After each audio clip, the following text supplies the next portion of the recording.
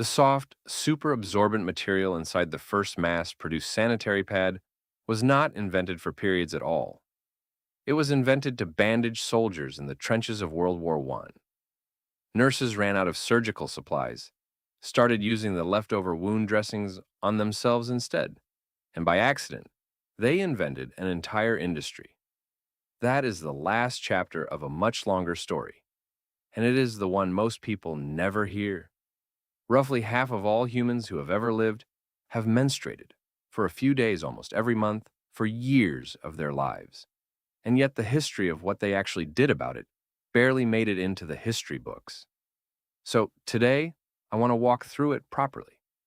Ancient Egypt, Greece, and Rome, the Middle Ages, sacred huts and shameful huts, moon myths, and the strange, recent invention of the products sitting in your bathroom cabinet right now. Let's start in Egypt, because this is where the paper trail, quite literally, begins. Around 1550 BCE, Egyptian healers compiled a massive scroll of medical knowledge, now called the Ebers Papyrus, 20 meters long, currently kept at a university library in Germany. It has an entire section devoted to conditions specific to women, covering menstruation, pregnancy, and childbirth. Popular retellings often say Egyptian women used softened papyrus, that same grass-like plant rolled up and inserted as an early tampon. Historians who specialize in this period urge a little caution here. The organic materials people actually used would have rotted away thousands of years ago, so we are reading between the lines of a text that is more about remedies than routine period management. What we can say for certain is that ancient Egyptian medicine took menstrual health seriously enough to write pages about it, in an era when most cultures wrote almost nothing. A separate, even older text, the Kahun Gynecological Papyrus, discovered in 1889 and dating back roughly 4,000 years, covers similar ground on fertility and women's health, which tells you Egyptian physicians were thinking about this subject for centuries, not just in one lucky surviving scroll. Now, Greece and Rome. You've probably heard the claim that Greek women wrapped lint around a stick of wood, like a homemade tampon, a story that gets repeated constantly online. Classic scholars who have gone back to the original Greek, particularly the retired classicist Helen King, have pushed back hard on this one.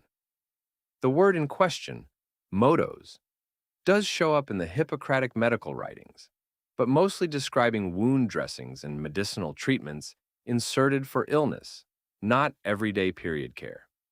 The far more boring, far more likely reality is that Greek and Roman women used what everyone else used for most of history: wool and linen rags, washed and reused. The Hippocratic doctors did have some wild ideas about periods themselves, though. They believed a menstrual cycle released roughly a pint of blood, something like 8 times the actual amount, and that belief shaped medical thinking about women's bodies for centuries afterward.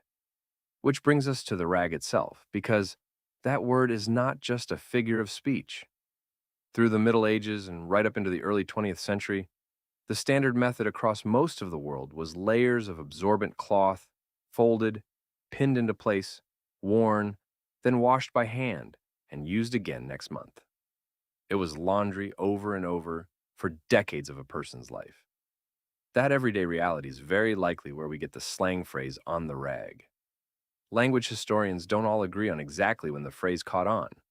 Some point to the late 1800s, others to the mid-1900s. But nearly everyone agrees it grew out of this very literal habit of tucking a folded rag into your underwear and doing the wash. Now, let's talk about the huts, because this part deserves real care. Across a lot of cultures, menstruating women have historically stepped away from ordinary daily life during their periods, and the reasons split in 2 very different directions. In parts of South Asia, a practice called chowpatty, still documented in rural Nepal, sends women to sleep in a shed or cattle enclosure, rooted in the belief that menstrual blood makes a person ritually impure. It has led to real, documented harm, from exposure to animal attacks, and it remains a serious public health concern that local governments and health workers are actively working to change. But seclusion during menstruation was not always framed as punishment. Among the Ojibwe people, women traditionally retreated to what is called a moon lodge, not as an exile, but as a break, a space to rest, share knowledge, and be looked after by other women, while the rest of the household carried on. The Cree and several other indigenous nations describe this time similarly as a period of spiritual focus rather than shame. Same basic idea, a woman stepping out of her usual routine, but the meaning behind it, protective and restful in one tradition, stigma-driven in another, could not have been more different. Both are real threads in human history, and neither one speaks for how every culture handled it. That word moon keeps showing up for a reason.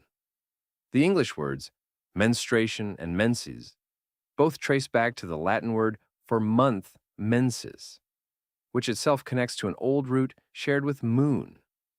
An average menstrual cycle runs close to the length of a lunar month, and long before anyone had a calendar on their wall, that overlap was hard to miss.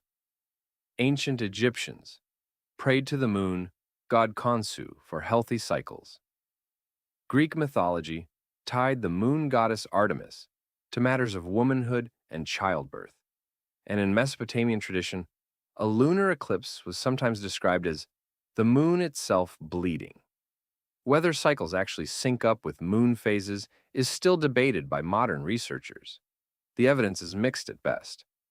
But the linguistic fingerprint of that old belief is baked directly into the word you use for your period today. And through basically all of this history, there was very little real relief for the pain. Ancient Egyptian and Chinese medical texts both describe cannabis used for menstrual cramps. Opium shows up across multiple ancient civilizations as a general painkiller, period pain included. Indigenous peoples across North America used black cohosh, a plant now studied for genuine pain-relieving properties, long before European settlers adopted it. By the Victorian era, remedies ranged from herbal tinctures to genuinely dangerous concoctions containing sulfuric acid, and doctors of the period sometimes dismissed period pain as psychological rather than physical.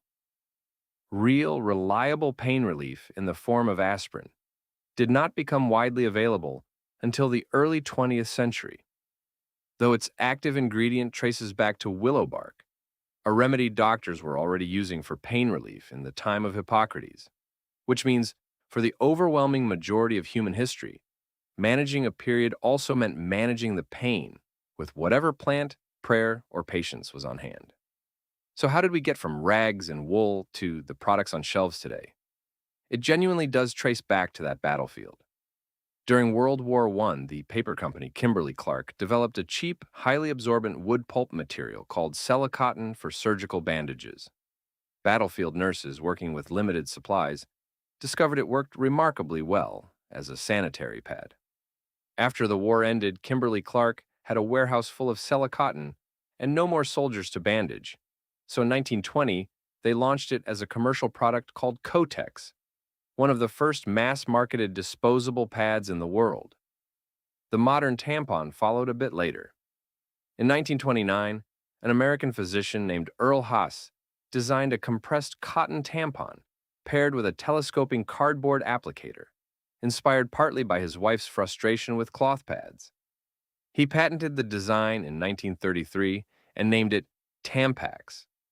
Haas struggled for years to find a manufacturer willing to take it on, until he sold the rights to a businesswoman named Gertrude Tendrich, who built the first tampons on her own sewing machine before the company launched nationally in 1936. So the products that feel like an ordinary, unremarkable part of daily life are, in the grand scope of human history, barely 100 years old.